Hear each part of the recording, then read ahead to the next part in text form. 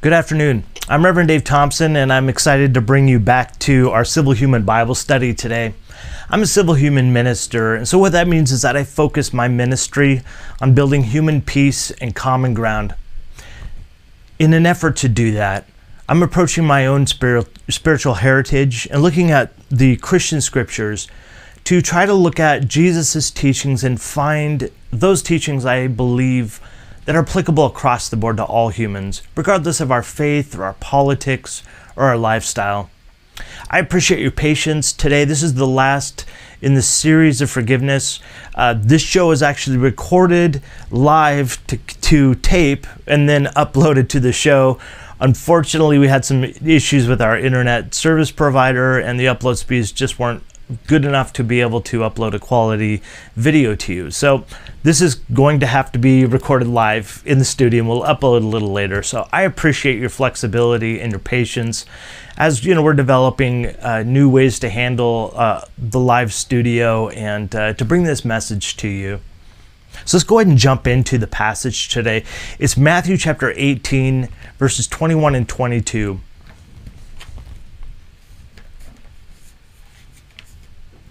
And starting with verse 21.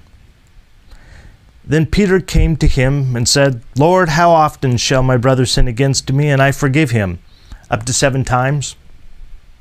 Jesus said to him, I do not say to you up to 7 times, but up to 70 times 7.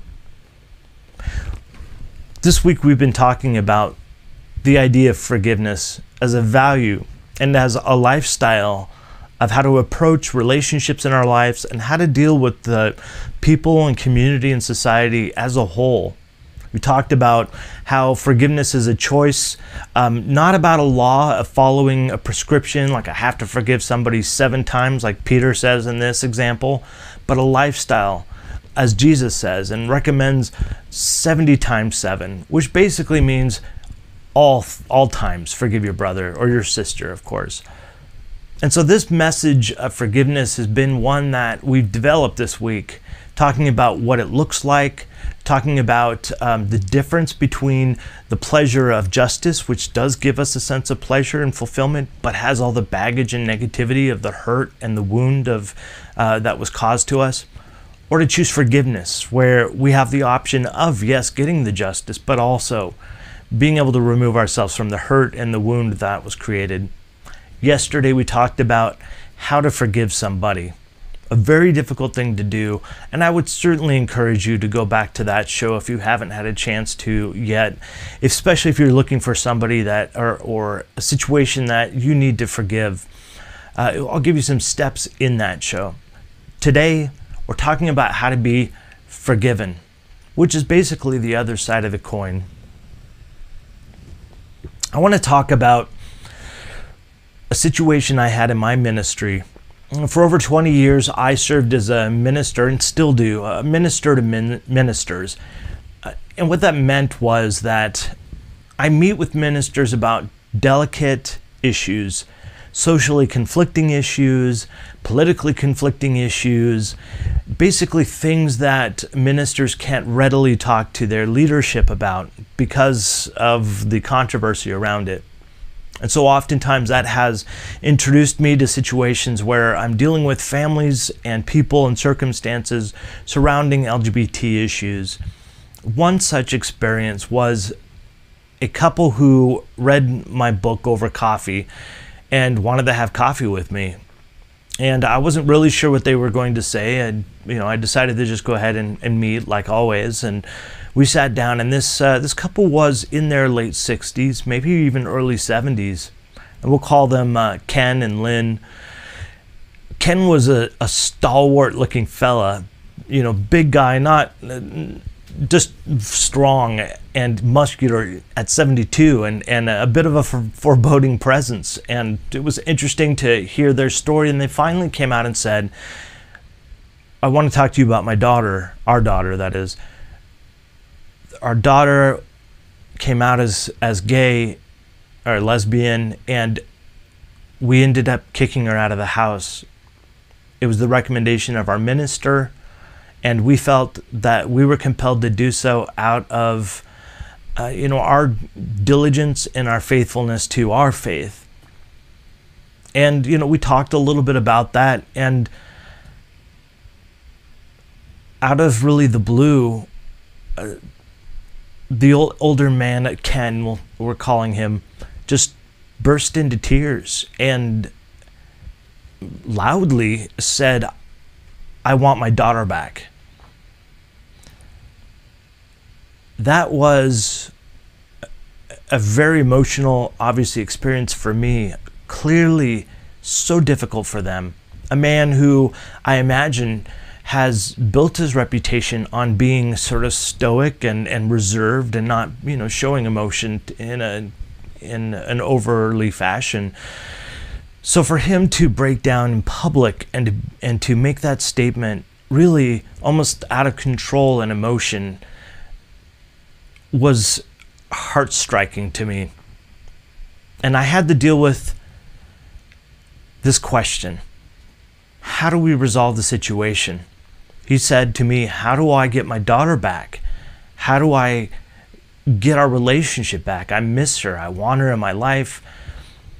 The thing that I started with, and which I've had to do in my own life, is suggesting you're going to need to ask her for forgiveness. I want to talk about what that means.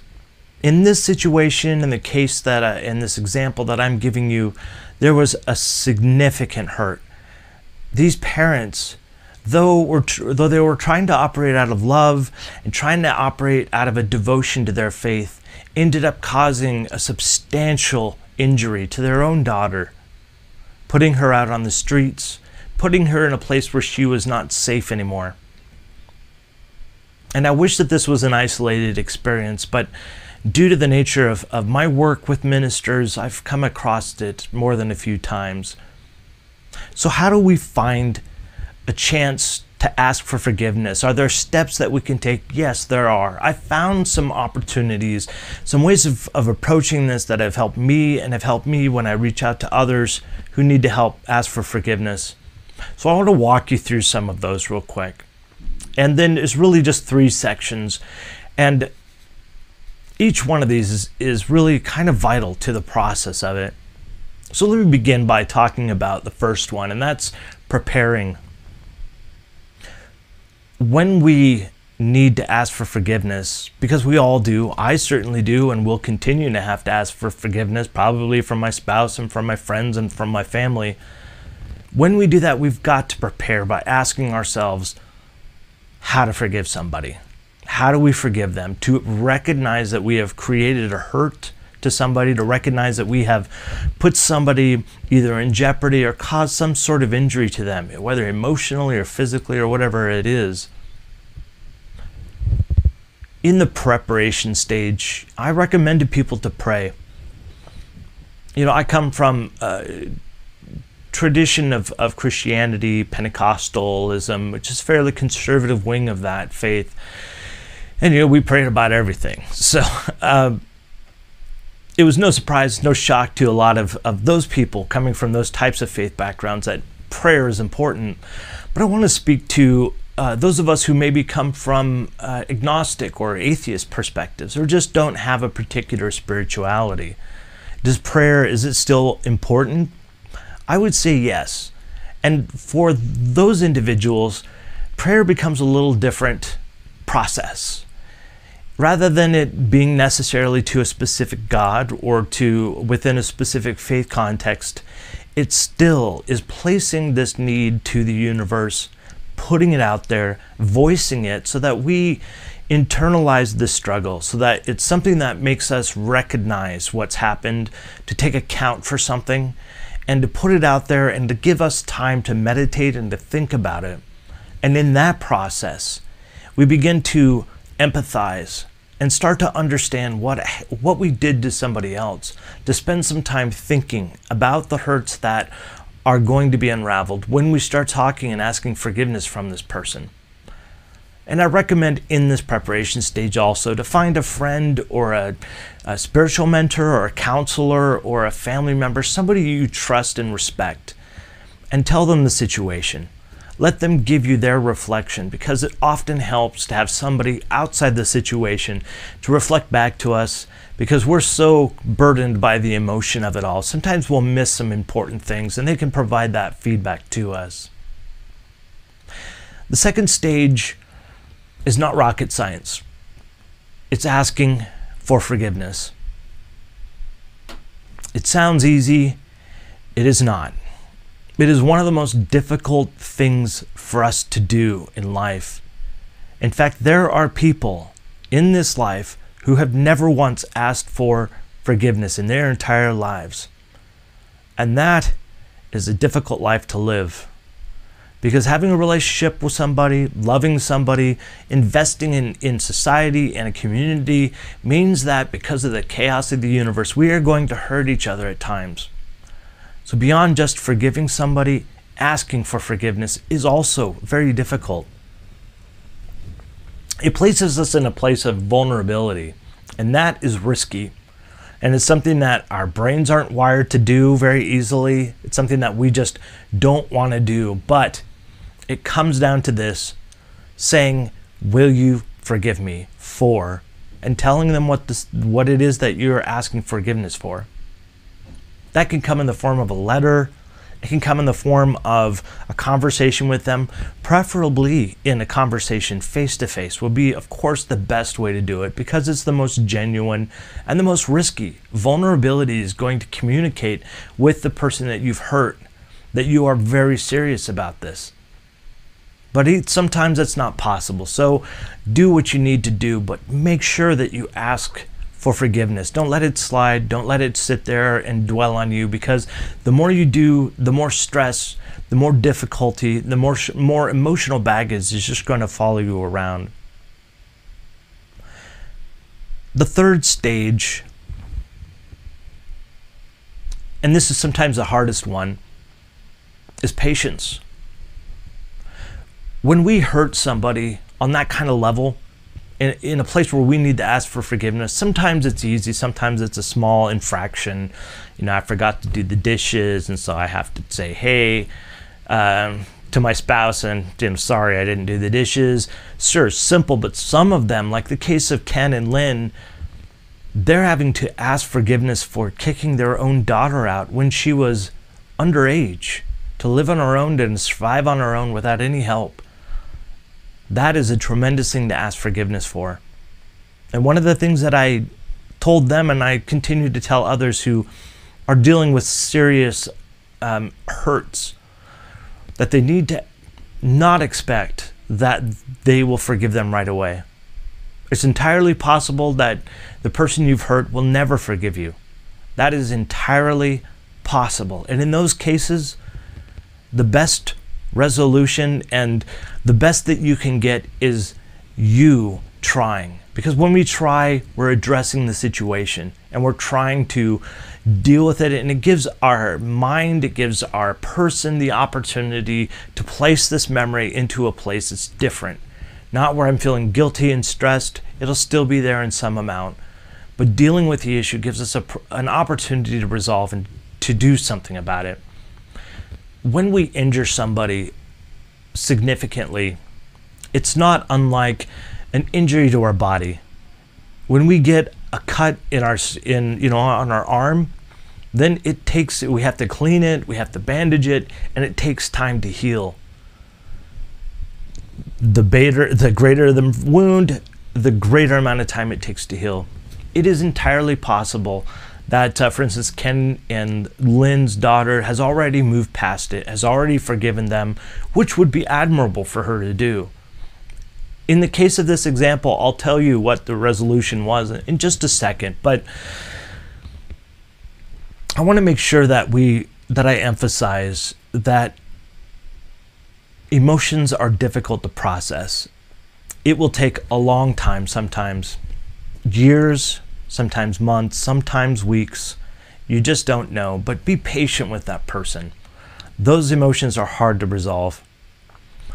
I want to leave you with this in closing, to tell you about the case study of Ken and Lynn. They called me, it was probably a year maybe 2 years after we had our initial conversation, and just wanted to tell me that they had reconciled with their daughter, that their daughter was married and that she had kids, and that her and her spouse were in love, and they got to finally have grandkids, and they got to see their daughter again. And that kind of resolution is wonderful, but sometimes that doesn't happen. So why do we even do forgiveness? What's the point? Why forgiveness? Why not just justice? If somebody has wronged us, why don't we just leave it there, make them pay their dues, and that's it? Because justice can't bring peace. It may bring justice, it may even the debt that we need to be paid back, but only forgiveness can bring peace. Only when we deal with the emotions around it, the stress, the hurt around it, only then can we set aside that painful memory into a place of compassion and forgiveness and mercy, and surround that memory and emotion with good things, so that now this, what used to be a stressful element in our lives, becomes one of peace and becomes one of growth. I appreciate so much your participation in this series, and I thank you so much for listening to this forgiveness series. I really wholeheartedly believe that these teachings of Jesus about forgiveness are universally applicable across the board, regardless of our faith, of our politics, of our lifestyle. These are human realities that in our chaotic world, where things are gonna be a mess sometimes, justice helps, but only forgiveness can bring peace. I'm looking forward to meeting with you this next Monday, live at noon. And until then, I want you to know this: I love you. And I do hope you choose to love yourself. It's the only love that we have any control over in this world. And now I invite you to join me as we go about the rest of our day and our weekend, loving our neighbors the same way. Thank you.